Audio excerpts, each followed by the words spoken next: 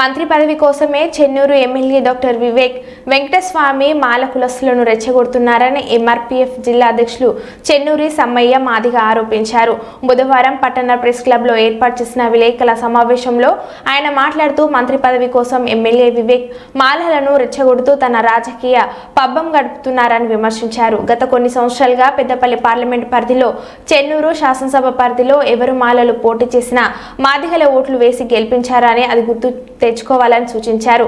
మంత్రి పదవి కోసం ఎస్సీలలో చిచ్చు పెట్టడం వివేక్ మానుకోవాలని, లేకపోతే చెన్నూరు నుంచి తరిమి కొడతామని తెలిపారు. ఈ కార్యక్రమంలో ఎంఆర్పీఎఫ్ సీనియర్ నాయకులు జీడి సారంగ, మండల అధ్యక్షుడు ఆసంపల్లి శివకుమార్, నాయకులు జీలకర్ర శంకర్, ఆసంపల్లి అఖిల్, సంగం రవి, నందిపాట రవి, గొల్లపల్లి ఓదేలు, మిట్టపల్లి బాబు, ఐందల సాదయ్య, చిలుమూరు కుమార్, తైదల జంపన్న, సప్పిడి రమేష్, సిరికొండ రవి, రత్నమొగిలి, సిరికొండ రాజేష్, ఆసంపల్లి అనిల్ పాల్గొన్నారు.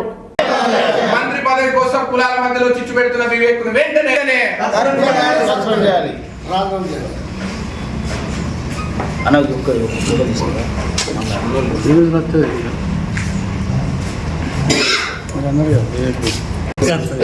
ఎంఆర్పిఎస్ ఎస్సీల ఏబిసిడి వర్గీకరణ కోసం 30 సంవత్సరాల సుదీర్ఘ పోరాటంలో సుప్రీంకోర్టు ఎస్సీ వర్గీకరణకు అనుకూలంగా తీర్పునిచ్చింది.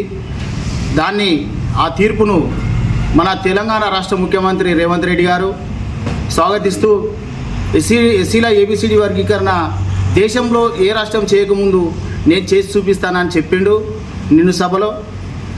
అలాగే దాని మీద ఒక కమిషన్ వేసిండు. ఆ కమిషన్ పూర్తయింది. ఇప్పటికి కూడా ఆ ఫలితాలు ఇంకా అలాగే నిర్మాణంగా అంటే అలాగే ఉన్నాయి. దాన్ని తొందరలో రేవంత్ రెడ్డి గారి ప్రభుత్వం వర్గీకరణకు అనుకూలంగా అమలు చేయాలని కోరుకుంటున్నాము.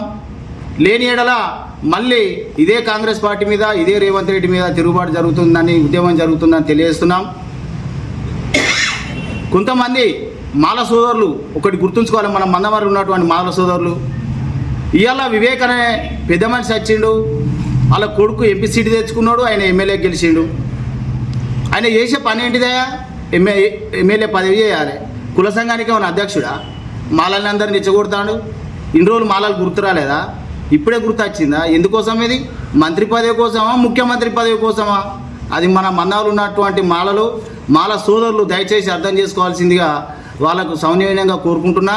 అలాగే మాలలు మాదిగలకు లొల్లి పెట్టించేదానికే వివేక్ అంటే ఆయన హైదరాబాద్లో మాలల సింహగర్జన పెట్టిండు.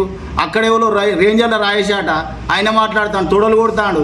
ఆయనకు అంత పెద్ద తొడలున్నాయా? మరి ఇంత పెద్ద తొడలు హెచ్చరిస్తున్నాం. నువ్వు నిజంగా మాలవైతే నువ్వు స్పష్టంగా ఒక విషయం చెప్పాలి. ఈ చెన్నూరు గడ్డ మీద, ఈ పెద్దపల్లి పార్లమెంట్లో మీ తండ్రి గారు 40-50 సంవత్సరాలుగా ఈ ప్రాంతాన్ని పరిపాలించారు కదా. నువ్వు కూడా ఈ పెద్దపల్లి పార్లమెంటుకు ఎంపీగా పనిచేస్తావు కదా.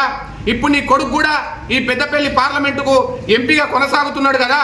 ఇప్పుడు మీ అన్నగారైన వినోద్ గారు ఈ చెన్నూరు ప్రాంతంలో ఎమ్మెల్యేగా పోటీ చేసి గెలిచి మంత్రిగా కూడా కొనసాగిండు కదా.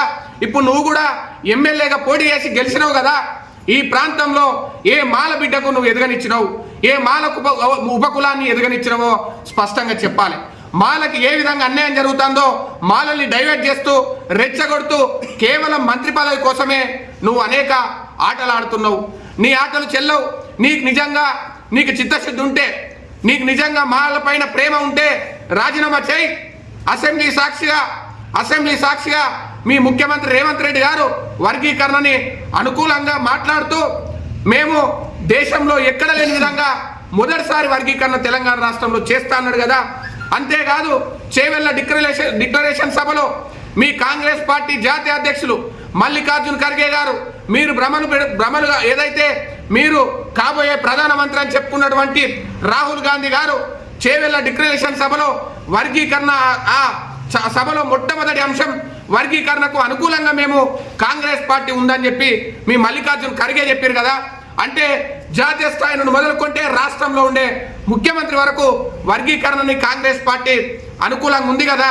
మరి అనుకూలంగా ఉన్నటువంటి కాంగ్రెస్ పార్టీలో నీకు నిజాయితీ ఉంటే నువ్వు ఎట్లా కాంగ్రెస్ పార్టీలో కొనసాగుతున్నావో మాలకే చెప్పాల్సిన అవసరం ఉన్నది. నువ్వు నిజంగా మాల కోసం ఉద్యమం చేస్తే తక్షణమే నువ్వు రాజీనామా చేసి రా, తేల్చుకుందాం.